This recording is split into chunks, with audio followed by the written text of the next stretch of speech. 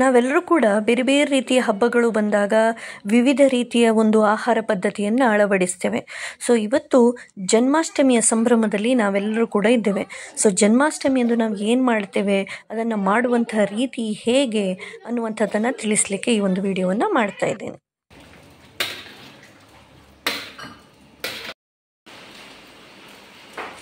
ಅಷ್ಟಮಿ ಬಂತು ಅಂತೇಳಿ ಹೇಳಿದರೆ ಎಲ್ಲರ ಮನೆಯಲ್ಲಿ ಮಾಡುವಂಥದ್ದು ಗಜಬಜೆ. ಆದರೆ 25 ತರಕಾರಿಗಳನ್ನು ಉಪಯೋಗಿಸಿ ಇಷ್ಟೊಂದು ದೊಡ್ಡದಾದಂಥ ಕಟಾರದಲ್ಲಿ ಈ ಗಜಬಜೆಯನ್ನು ಮಾಡಿದ್ದು ನೀವು ನೋಡಿರ್ಲಿಕ್ಕಿಲ್ಲ. ಬನ್ನಿ ಎಲ್ಲವನ್ನ ಹೇಳ್ತೇನೆ. ಎಲ್ಲರಿಗೂ ನಮಸ್ಕಾರ, ಸಕಡಾಂಗೆ ನಮಸ್ಕಾರ. GSP ಸಮುದಾಯದ ಎಲ್ಲ ಮನೆಗಳಲ್ಲೂ ಕೂಡ ಅಷ್ಟಮಿಯ ದಿನ ಗಜಬಜೆ ಎನ್ನುವಂತಹ ಒಂದು ಪದಾರ್ಥವನ್ನ ಮಾಡ್ತಾರೆ. ಇದನ್ನ ಇದು ಮೂಡೆ ಅಥವಾ ಅದೇ ರೀತಿ ಹಲಸಿನ ಗುಂಡ ಅಂತೇಳಿ ಏನ್ ಹೇಳ್ತೇವೆ, ಇದರ ಜೊತೆ ಸವಿಯುವಂತಹ ಒಂದು ರೂಢಿ ಇದೆ. ಸೊ ಇವತ್ತು ನಾವು ಗಜಬಜೆಯನ್ನ ಯಾವ ರೀತಿ ಮಾಡುವುದು ಅಂತೇಳಿ ಹೇಳಿ ಕಲಿಯುವುದಕ್ಕಾಗಿ ನಾನು ನನ್ನ ಅಕ್ಕನ ಮನೆಗೆ ಬಂದಿದ್ದೇನೆ. ಅಕ್ಕನ ಅತ್ತೆಯವರು ಇದನ್ನೊಂದು ದೊಡ್ಡ ಪ್ರಮಾಣದಲ್ಲಿ ಪ್ರತಿ ವರ್ಷ ಕೂಡ ಮಾಡ್ತಾರೆ. ಅದೇ ರೀತಿ ನಮ್ಮನ್ನು ಕೂಡ ಒಂದು ರಾತ್ರಿಯ ಭೋಜನಕ್ಕೆ ಇಲ್ಲಿ ಆಮಂತ್ರಣವನ್ನ ಕೂಡ ಕೊಡ್ತಾರೆ. ಸೊ ಇವತ್ತು ನಾನು ಅವ್ರು ಯಾವ ರೀತಿಯ ಒಂದು ಗಜಬಜೆಯನ್ನ ಮಾಡ್ತಾರೆ ಅಂತ ಹೇಳಿ ನಿಮ್ಗೆ ತೋರಿಸುವುದಕ್ಕಾಗಿ ಇಲ್ಲಿ ಬಂದಿದ್ದೇನೆ. ಬನ್ನಿ ನೋಡು. ಗಜಬಜೆ ಅನ್ನುವಂತ ಒಂದು ಪುಸ್ತಕವನ್ನ ಕೂಡ ನಾನು ಬರೆದಿದ್ದೇನೆ. ಸುಮಾರು 3 ವರ್ಷಗಳ ಮೊದಲು ಬರೆದಂತ ಪುಸ್ತಕ. ಇದರಲ್ಲಿ ಅಡುಗೆ ಹೇಗೆ ಮಾಡೋದಂತ ಹೇಳಿ ಅಲ್ಲ, ವಿವಿಧ ಒಂದು ಭಾವನೆಗಳ ಒಂದು ಸ್ಟೋರಿ. ಸೊ ಅದಕ್ಕೆ ನಾನು ಗಜಬಜೆ ಅಂತೇಳಿ ಹೇಳಿ ಹೆಸರನ್ನ ಕೊಟ್ಟಿದ್ದೆ. ಸೊ ಈ ಪುಸ್ತಕವನ್ನ ಕೂಡ ನಾನು ಓದ್ತಾ ಇದ್ದೆ. ಸೊ ಇವತ್ತು ಗಜಬಜೆ ಪುಸ್ತಕವನ್ನ ಓದೋದು ಮಾತ್ರ ಅಲ್ಲ, ಗಜಬಜೆಯನ್ನ ಕೂಡ ನಾವು ಇವತ್ತು ಮಾಡೋದ್ರಲ್ಲಿದ್ದೇವೆ. ಬನ್ನಿ ಕಲಿಯೋಣ. ಇದಕ್ಕೆ ಬೇಕಾದಂತಹ ತರಕಾರಿಗಳನ್ನ ನಾನು ತೋರಿಸ್ತಾ ಇದ್ದೇನೆ. ಯಾವ್ದು ಏನೇನು ಅಂತೇಳಿ ಹೇಳಿ ಅವರು ಒಂದೊಂದೇ ಈ ಗಜಬಜೆಯನ್ನ ಮಾಡುವಾಗ ಹಾಕ್ತಾ ಇರುವಾಗ ಹೇಳ್ತಾರಂತೆ. ನೋಡಿ, ಇದಿಷ್ಟು ಶಾಸ್ತ್ರೀಯವಾಗಿ ಗಜಬಜೆಯನ್ನ ಮಾಡಲಿಕ್ಕೆ ಬೇಕಾದಂತಹ ತರಕಾರಿಗಳು. ನೋಡಿ, ಗಜಬಜೆಯನ್ನ ಮಾಡುವಂತಹ ಕಟಾರ ಇದರಲ್ಲಿ ಮಾಡುವಂಥದ್ದು. ಇದಿಷ್ಟು ನೋಡಿ, ಇಷ್ಟು ಪ್ರಮಾಣದಲ್ಲಿ ಇಲ್ಲಿ ಈಗ ಪದಾರ್ಥ ಆಗ್ಲಿಕ್ಕಿದೆ. ಮೊದಲು ತೊಂಡೆಕಾಯಿಯನ್ನ ಕಟ್ ಮಾಡ್ತಾ ಇದ್ದಾರೆ. ಒಂದು ತೊಂಡೆಕಾಯಿಯ 2 ಭಾಗಗಳನ್ನ ಮಾಡಿ.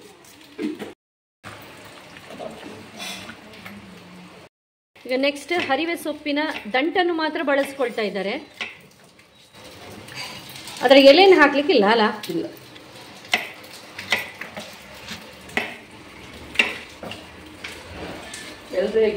ಸುಮಾರು ಎಷ್ಟು ಜನರದ್ದು ಇದು ವೀಣಮಯವರೇ ಗಜಬಜೆ? ಎಷ್ಟು ಜನರದ್ದು ಮಾಡ್ತೀರಿ? ಅಂದಾಜು ಮಾಡಿದ್ರೆ 100 ಮಂದಿಗೆ ಆಗ್ತದೆ. ನೋಡಿ, 100 ಜನರದ್ದು ಒಂದು ಅಂದಾಜಿಗೆ ಇವರು ಮಾಡ್ತಾ ಇದ್ದಾರೆ. ಆದ್ರೆ ಎಲ್ಲರೂ ಮಾಡುವಾಗ ಹೇಗಿರ್ತದೆ, ಎಲ್ಲ ಮೋರಿ ಬೇರೆ ಬೇರೆ ಬೇರೆ ಇಡ್ತಾರೆ. ನಾನು ಆಗಲ್ಲ, ಅದನ್ನು ಮೂರುದು ಪಾತ್ರೆಯಲ್ಲಿ ಹಾಕುದು.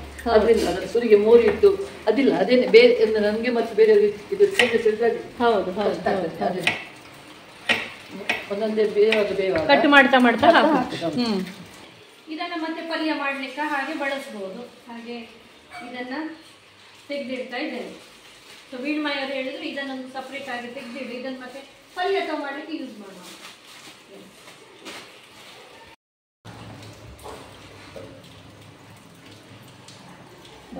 ಇದು ಕುಕ್ಕರಲ್ಲಿ ಹಾಕಿ ಎಷ್ಟು ವಿಸಿಲ್?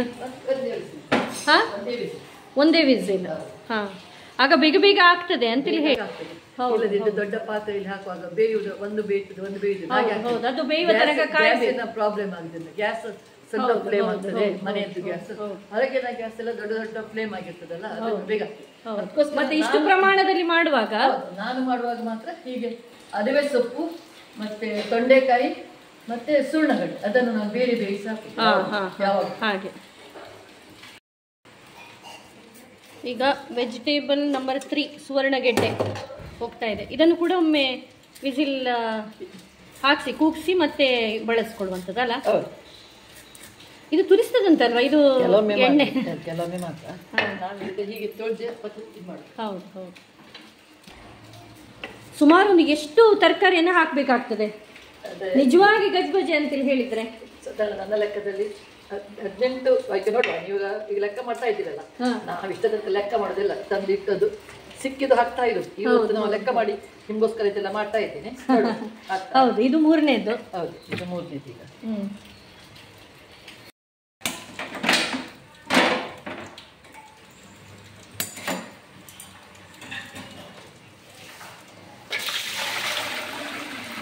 ಗಜಬಜೆ ಮಾಡಲಿಕ್ಕೆ ಆರಂಭ ಆಯಿತು. ಬಿಸಿ ನೀರನ್ನು ಹಾಕುವಂಥದ್ದು. ಈ ಒಂದು ತರಕಾರಿ ಹೆಸರು ಯಾರಿಗಾದ್ರೂ ಗೊತ್ತುಂಟಾ? ಕೆಸುವಿದು ಗಡ್ಡೆ. ಓ, ಕೆಸುವಿನ ಗೆಡ್ಡೆ ಅಲ್ಲ, ಮಡ್ಡಿ ಮಂಟವ, ನಮ್ಮ ಭಾಷೆಯಲ್ಲಿ ಮಡ್ಡಿ ಅಂತೇಳಿ ಹೇಳ್ತಾರೆ. ಸೊ ಇಲ್ಲಿ ಸುವರ್ಣ ಗೆಡ್ಡೆಯನ್ನ ಕಟ್ ಮಾಡ್ತಾ ಇದ್ದಾರೆ. ಆ ಮಾಡಿ ಮಾಡಿ ಅಲ್ಲಿ ಹಾಕುದಾ? ಹೌದು ಹೌದು, ಅದು ಸರಿಯಾದ ಕ್ರಮ ಅಲ್ವಾ? ಸೊ ಯಾವ ತರಕಾರಿಗೆ ಬೇಯಲಿಕ್ಕೆ ಜಾಸ್ತಿ ಸಮಯ ಉಂಟಾ ಆ ತರಕಾರಿಯನ್ನ ಮೊದಲು ಹಾಕುವಂಥದ್ದು.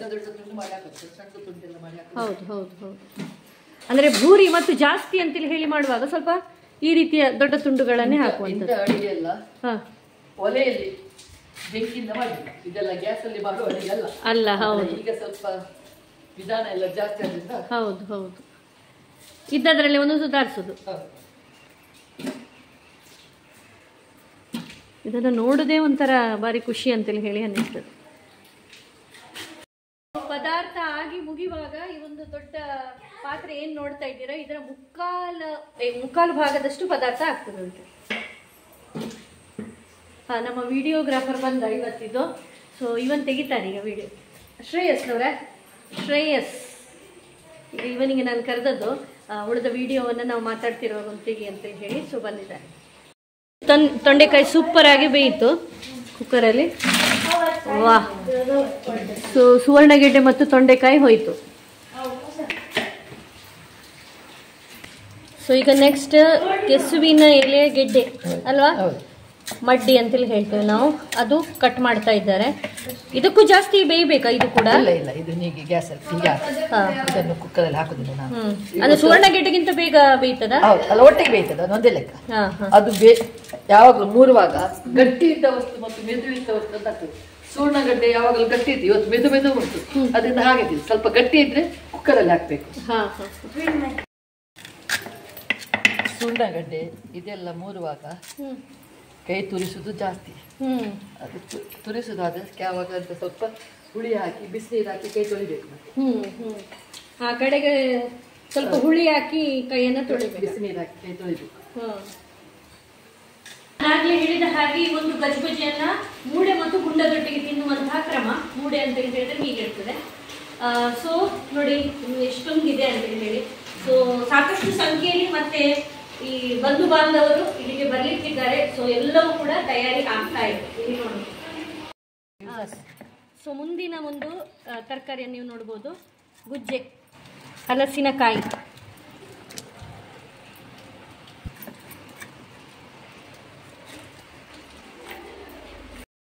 ಓಕೆ, ನೆಕ್ಸ್ಟ್ ತರಕಾರಿ ಸೌತೆ. ಎಲ್ಲವನ್ನ ಕೂಡ ದೊಡ್ಡ ಪ್ರಮಾಣದಲ್ಲಿ ಹಾಕಿ ಈ ಒಂದು ಗಜ್ಬಜೆ ತಯಾರಿ ಆಗ್ತಾ ಉಂಟಿಲ್ಲಿ.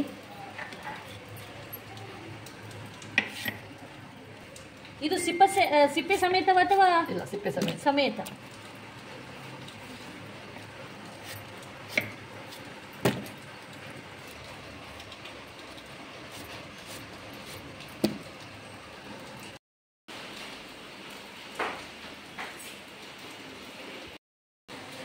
ನೆಕ್ಸ್ಟ್ ಈ ಗುಜ್ಜೆ ಮತ್ತು ಸೌತೆಕಾಯಿ ಇದು ಹೋಗ್ತಾ ಇದೆ.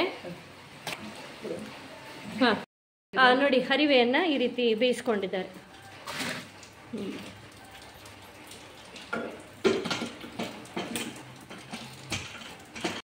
ಮಾತಾಡ್ತಾ ಮಾತಾಡ್ತಾ ಇದು ಕಟ್ ಮಾಡಿದ್ ನಂಗೆ ಗೊತ್ತಾಗ್ಲಿಲ್ಲ. ಇದು ಬೇಬಿ ಕಾರ್ನ್ ತೊಳಿಲಿಕ್ಕಿದೆ 4-5 ಸಾರಿ. ಸೊ ಬೇಬಿ ಕಾರ್ನ್, ಅದರ ನಂತರ ಇದು ಕಾಟು ಪಿರೆ ಮುಂಚುವ, ಕಾಟು ಪಿರೆಗೆ ಕಾಡು ಪಿರೆ, ಕಾಟು ಪಿರೆ ಭಾಗಿಳ್ ಅಂತೇಳಿ ಹೇಳ್ತೇವೆ ನಮ್ಮ ಭಾಷೆಯಲ್ಲಿ. ಸೊ ಅದನ್ನು ಕೂಡ ಕಟ್ ಮಾಡಿ ಹಾಕ್ತಾ ಇದ್ದಾರೆ. ತರಕಾರಿಯನ್ನು ದೊಡ್ಡದಾಗಿ ಮುರ್ಬೇಕು, ಚಿಕ್ಕದಾಗಿ ಮುರ್ಬಾರ್ದು. ಯಾಕೆ ಹೇಳಿದ್ರೆ ಅದು ಬೇಯ್ದು ಹೋಗ್ಬಾರ್ದು. ತುಂಬಾ ಬೇಯ್ದು ಹೋದ್ರೆ ಅದು ಒಂದಕ್ಕೊಂದು ಸಿಕ್ಕುದಿಲ್ಲ. ಎಲ್ಲ ತರಕಾರಿ ಹಾಕಿದ್ರಲ್ಲಿ ಯಾವ್ದಾವ್ದಂತ ಗೊತ್ತಾಗ್ಬೇಕು. ಅದಕ್ಕೋಸ್ಕರ ಸೊ ಜಾಸ್ತಿಯೂ ಬೇಯಬಾರ್ದು, ಹದವಾಗಿ ಬೇಯಬೇಕು ಅಲ್ವಾ? ಹಾಗಾಗಿ ಸ್ವಲ್ಪ ದೊಡ್ಡ ತುಂಡುಗಳನ್ನೇ ಮಾಡುವಂಥದ್ದು. ಒಂದು ತರಕಾರಿಯನ್ನು ಶುಚಿಯಾಗಿ ತೊಳೆದು 2-3 ಸಾರಿ ಇದಕ್ಕೆ ಹಾಕುವಂಥದ್ದು ಒಂದೊಂದೇ.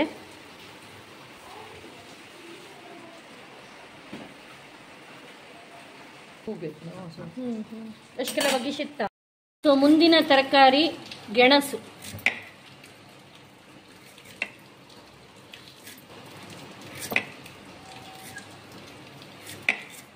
ಇದೆಲ್ಲ ಒಂಥರ ಸ್ವೀಟ್ನೆಸ್ ಬಿಟ್ಟು ಕೊಡ್ತದಲ್ಲ, ಇದು ಪಂಪ್ಕಿನ್ ಎಲ್ಲ ಸಿಹಿ ಗುಂಬಳ ಎಲ್ಲ ಅಲ್ವಾ?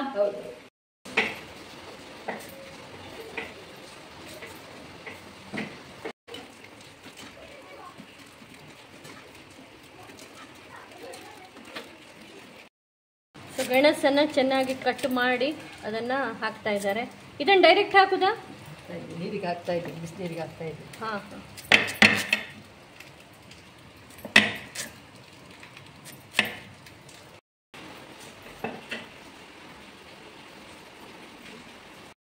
ಮುಂದಿನ ತರಕಾರಿ ಅಲಸಂಡೆ.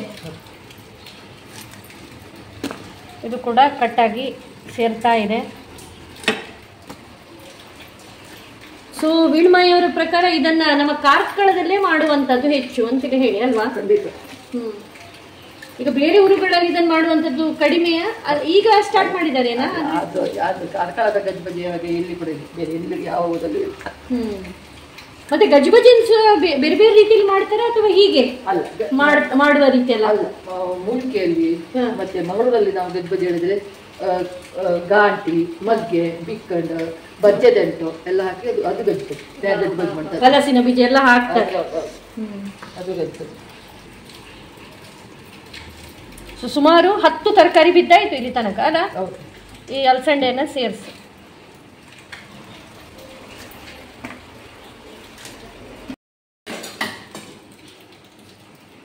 ಗಜಬಜೆಯನ್ನ ಮಾಡುವಂಥದ್ದು ನಾವು ಕೇಳಿರ್ಬೋದು, ನೋಡಿರ್ಬೋದು. ಆದ್ರೆ ಈ ರೀತಿ ಈ ಮಟ್ಟಿನಲ್ಲಿ ಮಾಡುವಂಥದ್ದನ್ನ ನೀವು ನೋಡೋದು ಪ್ರಥಮ ಬಾರಿ ಅಂತೇಳಿ ಹೇಳಿ ನಾನು ಎನಿಸ್ತೇನೆ.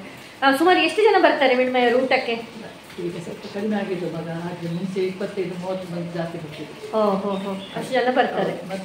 ಮತ್ತೆಲ್ಲ ನಿಮ್ಮ ಬಂಧು ಬಾಂಧವರಿಗೆ, ಫ್ರೆಂಡ್ಸಿಗೆ ಹೀಗೆಲ್ಲ ಕೊಡುವಂತ? ಫ್ರೆಂಡ್ಸಿಗೆಲ್ಲ, ಮಕ್ಕಳ ಫ್ರೆಂಡ್ಸ್ನವರಿಗೆ ಹೋಗಿ ಕಟ್ಟಿ ಕೊಡ್ತಿದ್ರು ಮಕ್ಕಳು. ಹಾಗೆ ಇದರಲ್ಲಿ ಹಾಕುವ ಉದ್ದೇಶ ಅಂತೇಳಿ ಹೇಳಿದ್ರೆ ಇದರಲ್ಲಿ ಒಂದು ಅರ್ಧ ಬೇಯ್ತದೆ, ಅದರ ನಂತರ ಈಚೆ ಟ್ರಾನ್ಸ್ಫರ್ ಮಾಡುವಂತ. ನಿಮ್ಮ ಭಾಷೆಯಲ್ಲಿ ಏನು ಹೇಳ್ತಾರೆ, ನಾವು ನಮ್ಮ ಭಾಷೆಯಲ್ಲಿ ಗಾಯಿಂಟ್ ಅಂತೇಳಿ ಹೇಳ್ತೇವೆ. ಸೊ ಇದನ್ನು ಕೂಡ ಗಜಬಜೆಗೆ ಹಾಕ್ಲಿಕ್ಕಿದೆ.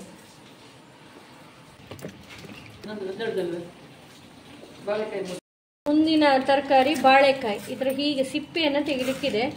ಸಿಪ್ಪೆಯನ್ನು ತೆಗೆದು ಅದನ್ನು ತುಂಡರಿಸುವಂಥದ್ದು.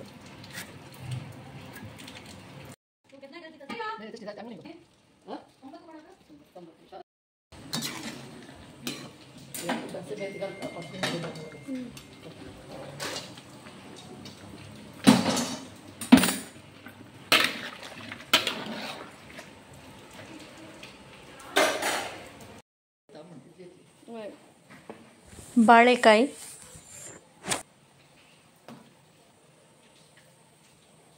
ಮುಂದಿನ ತರಕಾರಿ ಬೀನ್ಸ್.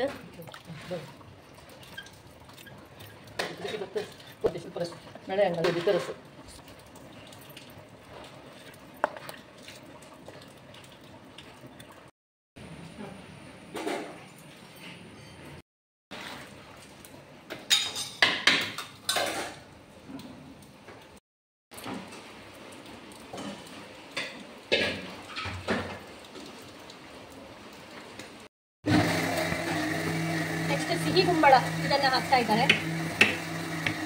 ಕಟ್ಟು ಮಾಡದೆ ಒಂದು ದೊಡ್ಡ ಕೆಲಸ.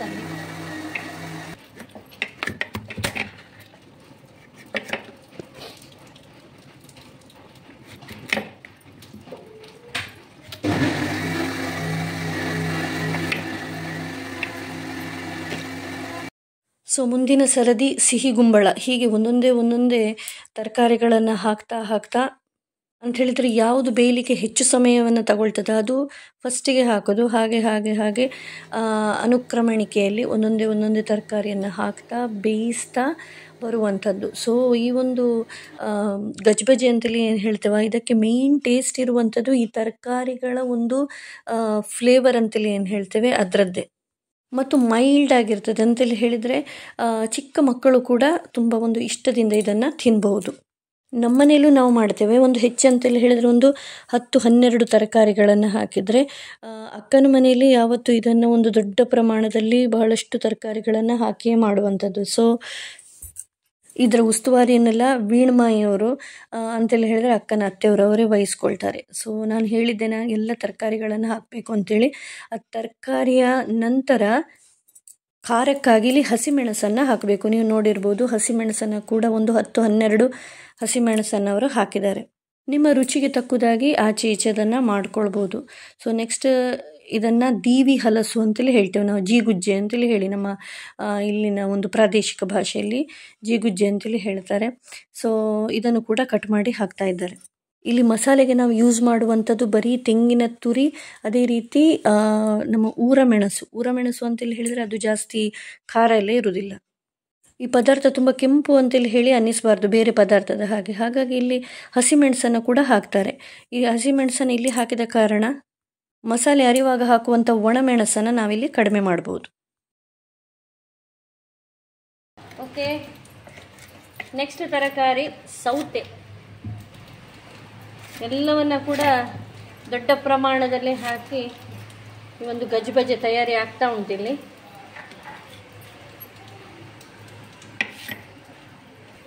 ಇದು ಸಿಪ್ಪೆ ಸಮೇತ ಅಥವಾ ಸಿಪ್ಪೆ ಸಮೇತ?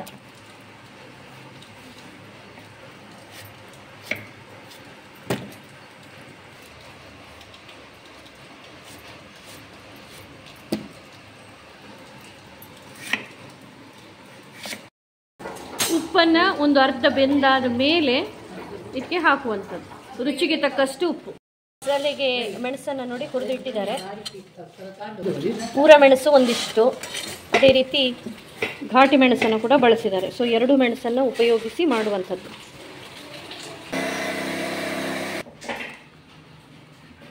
ನಾಲ್ಕು ತೆಂಗಿನಕಾಯಿಯ ಮಸಾಲೆ.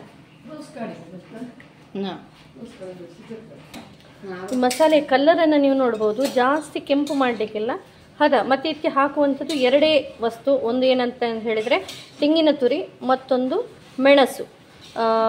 ಊರ ಮೆಣಸನ್ನೇ ಹೆಚ್ಚಾಗಿ ಬಳಸುವಂಥದ್ದು, ಘಾಟಿ ಮೆಣಸು ಬೇಕಾದರೆ ಹಾಕ್ಬೋದು ಅಷ್ಟೇ.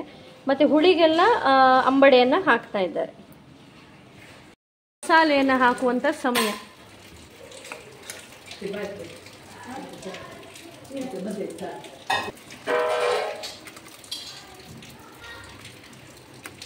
ದೊಡ್ಡ ಪ್ರಮಾಣದ ಗಜ್ಬಜಿಯನ್ನು ಮಾಡುವಾಗ ಅಷ್ಟೇ ಮಸಾಲೆ ಕೂಡ ಹಿಡಿತದೆ. ಸುಮಾರು 4-5 ತೆಂಗಿನಕಾಯಿ ತುರಿಯನ್ನು ಇಲ್ಲಿ ಬಳಸ್ಕೊಂಡಿದ್ದಾರೆ.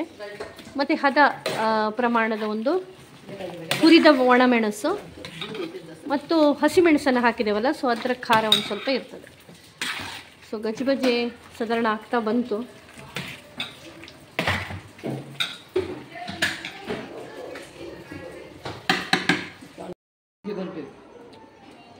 ಸರಿ ಕುದಿ ಬಂದಾದ್ಮೇಲೆ ಮತ್ತೆ ಒಗ್ಗರಣೆನ ಹಾಕಬೇಕು. ಸೊ ಒಗ್ಗರಣೆಗೆ ತಯಾರಿ ಆಗ್ತಾ ಇದೆ. ತೆಂಗಿನ ಎಣ್ಣೆ,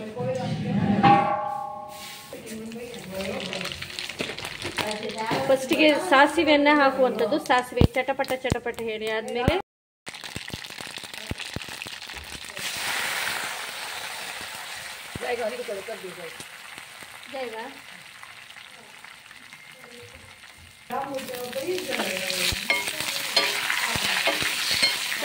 ಒಗ್ಗರಣೆ ರೆಡಿಯಾಗಿದೆ.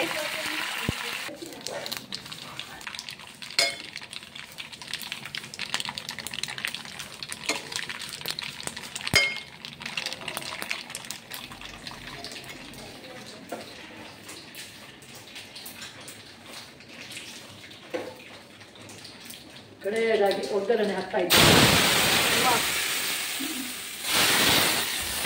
Thank you ವೀಣಮಯಿ.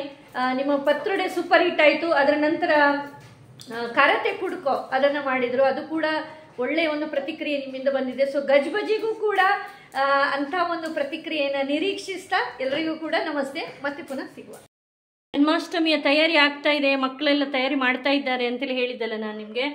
ಸೊ ನೋಡಿ ಎಷ್ಟು ಚೆನ್ನಾಗಿ ಒಂದು ದೇವರ ಕೋಣೆಯನ್ನು ಅಲಂಕರಿಸಿದ್ದಾರೆ ಅಂತ ಹೇಳಿ. ಸೊ ಭಟ್ರು ಕೂಡ ಸ್ವಲ್ಪ ಸಮಯದಲ್ಲಿ ಇಲ್ಲಿ ಬರಲಿಕ್ಕಿದ್ದಾರೆ. ಎಲ್ಲ ತಯಾರಿ ಆಗಿದೆ. ಸೊ ಈಗ ನೀವು ನೋಡ್ತಾ ಇರುವಂಥದ್ದು ಸಂಜೆಯ ಪೂಜೆಯ ಬಳಿಕದ ಒಂದು ದೃಶ್ಯ. ಪಂಚಕಜ್ಜಾಯವನ್ನು ಹಂಚ್ತಾ ಇರಬೇಕಾದ್ರೆ ನನಗೆ ನೆನಪಾಯಿತು. ಸೊ ಇದರದೊಂದು ವಿಡಿಯೋ ತೆಗೆಯುವ ಅಂತೇಳಿ ಹೇಳಿ. ಸೊ ಪಂಚಕಜ್ಜಾಯ ಲಡ್ಡುವನ್ನು ತಿಂದ್ವಿ, ಒಳ್ಳೆಯಾಗಿ ಭಜನೆಯನ್ನು ಕೂಡ ನಮ್ಮದು ಮಾಡಿ ಆಯಿತು. ನಮಸ್ತೆ. ಸಂಜೆ ಆಗಿದೆ. ವೀಣಮಯಿ ಅವರ ಮನೆಗೆ ಬಂದಿದ್ದೇನೆ ನಾನು. ಇಲ್ಲಿ ನೋಡ್ಬೋದು ಇಷ್ಟೊಂದು ದೊಡ್ಡ ಸ್ಟೀಲ್ನ ಬಾಲ್ದಿಯಲ್ಲಿ ಫುಲ್ ಮೂಡೆ ಇದೆ ನೋಡಿ. ಮೂಡೆ ಅಂತೇಳಿ ಹೇಳಿದ್ರೆ ಈ ರೀತಿ ಇದ್ರಲ್ಲಿ ಫುಲ್ ಇರ್ತದೆ. ಇದು ಯಾವುದೊಂದು ಎಲೆಯಿಂದ ಮಾಡುವಂಥದ್ದು, ಈ ರೀತಿ ಸುರುಳಿ ಸುತ್ತಿ ಮಾಡುವಂಥದ್ದು. ಸೊ ಇದರ ಎಲೆ ಹೆಸರು ಕೇದಗೆ. ಸೊ ಕೇದಕಿ ಎಲೆ ಅಂತೆ. ಸೊ ಇದರಿಂದ ಮಾಡುವಂಥದ್ದು. ಸೊ ನೀವು ನೋಡ್ಬೋದು. ಅದೇ ರೀತಿ ಆಗ ತೆಗೆದಿಟ್ಟಂತಹ ಗಜಬಜೆ ಅದೇ ರೀತಿ ಇಲ್ಲಿ ನೋಡಬಹುದು.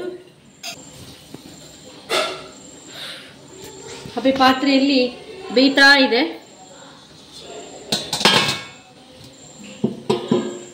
ಸೊ ಪೂಜೆ ಎಲ್ಲ ಮುಗಿದಿದೆ, ಭಜನೆಯು ಮುಗಿದಿದೆ, ಪ್ರಸಾದ ಸ್ವೀಕರಿಸಿ ಆಯ್ತು, ಲಡ್ಡು ಸ್ವೀಕರಿಸಿ ಆಯ್ತು, ದೇವಸ್ಥಾನಕ್ಕೆ ಹೋಗಿ ಆಯ್ತು. ಇನ್ನು ಇರುವಂತದ್ದು ಈ ಗಜಬಜೆಯನ್ನ, ಮೂಡೆಯನ್ನ, ಅದೇ ರೀತಿ ಕೊಟ್ಟೋ ಇದನ್ನೆಲ್ಲ ಸವಿಯುವಂತಹ ಒಂದು ಸಮಯ. ಒಂದು ಸ್ವಲ್ಪ ಹೊತ್ತಿನಲ್ಲಿ ಎಲ್ಲರೂ ಕೂಡ ಬರ್ತಾರೆ, ಅವರ ಜೊತೆ ಒಂದು ಸವಿಯುವಂತಹ ಭಾಗ್ಯ ನಮ್ಮದು.